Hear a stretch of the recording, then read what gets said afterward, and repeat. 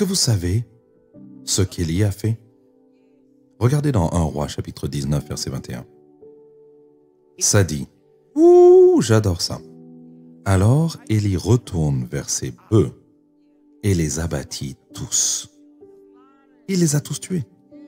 Il utilisa le bois de la charrue avec lequel il avait construit son gagne-pain et il l'a utilisé comme feu pour rôtir leur chair.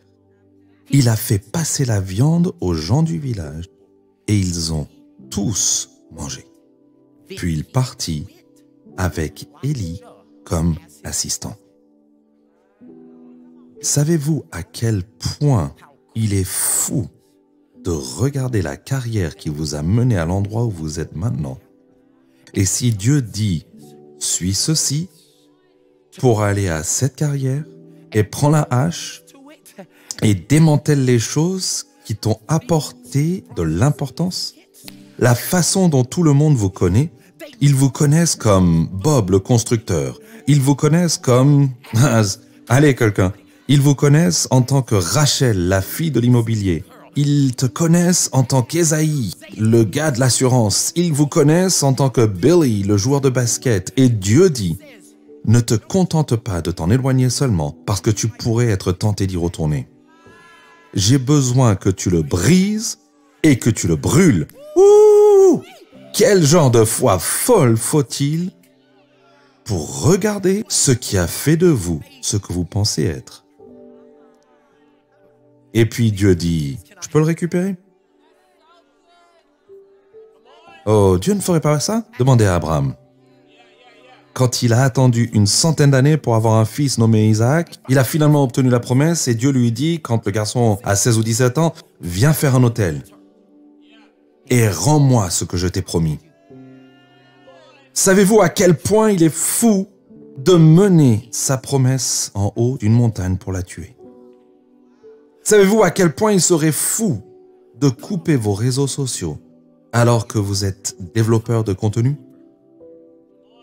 J'essaie d'amener ça à votre vie ordinaire. Savez-vous à quel point il serait fou que vous ayez étudié 8 ans dans cette profession et que Dieu vous dise ensuite d'aller faire du bénévolat dans une organisation à but non lucratif qui ne peut pas vous payer? Quand vous marchez dans une foi folle, écrivez ceci. Vous brûlez le plan B.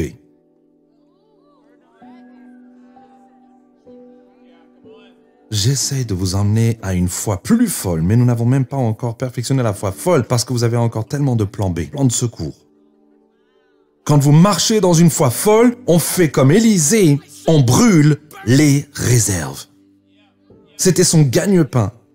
Mais il a dit, je ne peux pas aller où Dieu m'appelle si j'ai toujours un plan B dans ma poche arrière. Et combien d'entre nous ont leur plan B tout pris? Ça n'a pas marché. Vous ne m'avez pas aimé, mais main levée dans le chat. Et combien d'entre vous ont toujours un plan de secours, quoi qu'il arrive? Main levée. Allez tout le monde. Soyez vrais. Humble, ouvert et transparent. Certains d'entre vous ont 2, 3, 4 ou 5 plans de secours. Vous avez un mari de réserve et une femme de réserve. C'est pour ça que vous gardez vos réseaux sociaux ouverts. C'est pour ça que votre Facebook est si amical. C'est parce que vous avez un plan de secours. Je viens chez vous aujourd'hui. Et Dieu a dit, si tu vas vivre dans la foi folle, il est temps de brûler le plan B.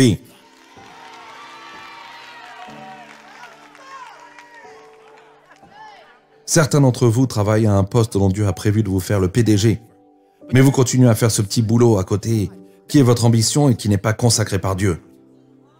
Et je vous dis pas de ne pas faire les choses qui vous aident à avancer. Mais ce que je vous dis, c'est que si Dieu vous a dit de vous concentrer là, vous ne pouvez pas vous donner à 100% pendant que vous travaillez sur le plan B. Et Dieu dit que vous n'obtiendrez jamais ce que je veux que vous voyez si vous continuez à travailler sur le plan B. Et si Dieu ne vous a pas donné le plan B, vous ne faites que suivre le plan A. Je sais qu'ils n'enseignent plus cela parce qu'ils veulent que tout le monde se sente à l'aise, mais vivez une vie médiocre si vous le voulez. À 58 ans, vous voilà, oh, je savais que Dieu allait faire plus avec moi, mais c'est tout. Il a essayé il y a 30 ans. Mais vous aviez toujours besoin d'une réserve. J'ai toujours eu mon activité secondaire, c'était mon environnement. Mon oncle m'a toujours dit, mon cousin m'a toujours dit, garde ceci, ça c'est la troisième. Et qu'est-ce que Dieu a dit? Vous avez de l'argent caché sous votre matelas et Dieu essaye de vous donner un ministère. Brûle les réserves. Je ne sais pas à qui je parle aujourd'hui, mais Jay, ils doivent comprendre que si vous continuez à vivre la vie que Dieu vous a appelé à mener par la foi, par et avec, et que vous continuez à compter et à espérer le moment où Dieu vous permet de sortir de cette situation actuelle, eh bien vous pouvez sortir le disque dur, là où vous savez sauvegarder le numéro de téléphone vis-à-vis de cette relation que vous aviez sauvegardée. Certains d'entre vous ont encore des petits livres noirs de la fac. Brûlez cette chose. Certains d'entre vous s'accrochent encore à leurs petits amis et leurs petites amies et aux mots qu'ils vous ont écrits parce que c'est à ce moment-là que j'ai vu le film. Et dans le film, eh bien, il y avait toutes ces choses. Ce n'est pas votre homme. Et j'ai besoin que vous... Attendez, je m'arrête. Laisse-moi t'aider à comprendre que ce que Dieu a pour toi est bien mieux. Mais tu le compares à quelque chose qui n'arrivera jamais. Brûle le plan B. Et je sais qu'il va falloir une foi folle pour faire ça. Parce que certains d'entre nous sont tellement à l'aise qu'ils ne pourraient pas voir leur vie sans ce qu'ils ont déjà. Alors, Pastor Mike, comment puis-je brûler le plan B? Vous devez prier une prière triple H. Et je ne parle pas d'une star de la WWE avec les cheveux longs qui crachent dans l'air. C'est quelque chose de différent que je vais vous aider à comprendre. Une prière triple H est une prière que je crois qu'Élisée priait sur le chemin du retour pour rencontrer et suivre Élie. Il a dit, Seigneur, que cette chose que tu es en train de faire avec une foi folle sorte de ma tête, qu'elle soit si lourde qu'elle tombe dans mon cœur, que ça me fasse faire quelque chose et que ça sorte dans mes mains. Vous ne pouvez pas casser et brûler quelque chose avec vos mains qui n'est pas passé par ces 3 étapes. Ça a commencé dans la tête, c'est descendu dans votre cœur, c'est ressorti dans tes mains. Je ressens cette chose. J'ai dit que ça a commencé dans ta tête, c'est descendu dans ton cœur, c'est ressenti dans tes mains. Pouvez-vous tous m'aider maintenant? Ça va commencer dans ma tête, descendre dans mon cœur et ressortir dans mes mains. Encore une fois, j'ai besoin que tout le monde, ça commence dans ma tête, ça descend dans mon cœur et ça sort dans mes mains. Tu ne donneras jamais ce que Dieu veut que tu donnes si tu ne commences pas à marcher dans une foi folle. Donc ça part de ta tête, c'est une bonne idée, je devrais probablement faire ça. Et ça descend dans ton cœur et je ne peux pas me débarrasser de cette chose. Et ça sort dans mon... Ça n'a pas d'importance. Élisée aurait pu pleurer pendant qu'il démontait la charrue.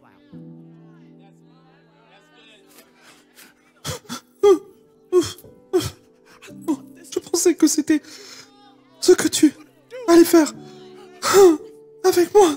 Dieu se moque de savoir si c'est émotionnel tant que vous êtes obéissant. Vous pouvez pleurer en donnant la veste et ce sweat qu'il vous a donné. Vous savez qui il est. Vous pourriez être frustré de quitter la ville dans laquelle vous êtes la personne. Mais Dieu a dit, je veux te donner un nouveau voyage. Il va falloir une foi folle pour le faire. Vous devez brûler le plan B.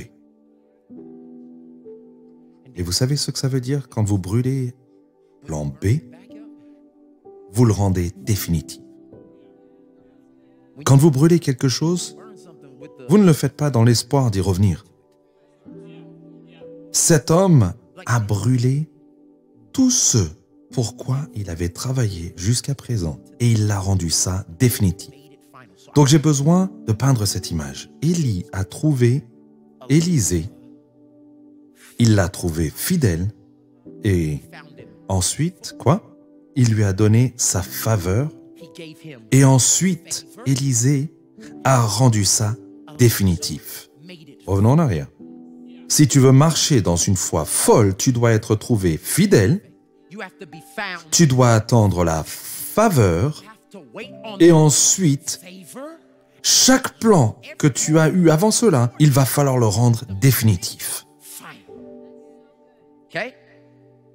Cet homme a réalisé ce que j'ai dû réaliser. Si je m'accroche toujours à ce qui aurait pu être, je n'arriverai jamais à ce qui est. Et je ne sais pas. Il reste 103 jours en 2021. Et certains d'entre vous parlent encore de ceux qu'ils ont perdus pendant la pandémie. Et Dieu a dit, je ne suis pas là-bas. Je suis là-haut. Et si vous vous accrochez toujours à ce que vous auriez pu faire, et à ce que nous aurions pu avoir, et ce que l'entreprise aurait dû faire, vous n'irez jamais vers ce qui est. Romains 8, 18. Laissez ceci vous encourager. Je prophétise ceci sur vous en ce moment. Je considère que nos souffrances présentes ne sont pas dignes d'être comparées à la gloire qui sera révélée en nous. Ce qui est devant nous ne vaut pas que je compare ce qui aurait pu être. Quelqu'un a besoin d'entendre ça. C'est mieux d'aller de l'avant. Ouh, j'ai ressenti cette chose, Jay. C'est mieux d'aller de l'avant. Certains d'entre vous ont regardé ce qu'ils ont perdu et Dieu a dit, vas-tu me suivre ici dans la foi folle? Vas-tu être trouvé fidèle? Vas-tu attendre ma faveur? Vas-tu brûler les charrues et en finir? Parce que c'est mieux d'aller de l'avant. Votre famille est mieux en avant. Vos finances sont mieux en avant. Ouh, la chose que Dieu veut faire dans ta vie est meilleure en avant. Vous est-il déjà arrivé de vous poser ces questions? Qui suis-je? Pourquoi suis-je sur la terre? C'est tout à fait normal, car cela arrive à tout le monde. La Bible et l'aide du Saint-Esprit nous donnent les réponses claires à ces questions existentielles.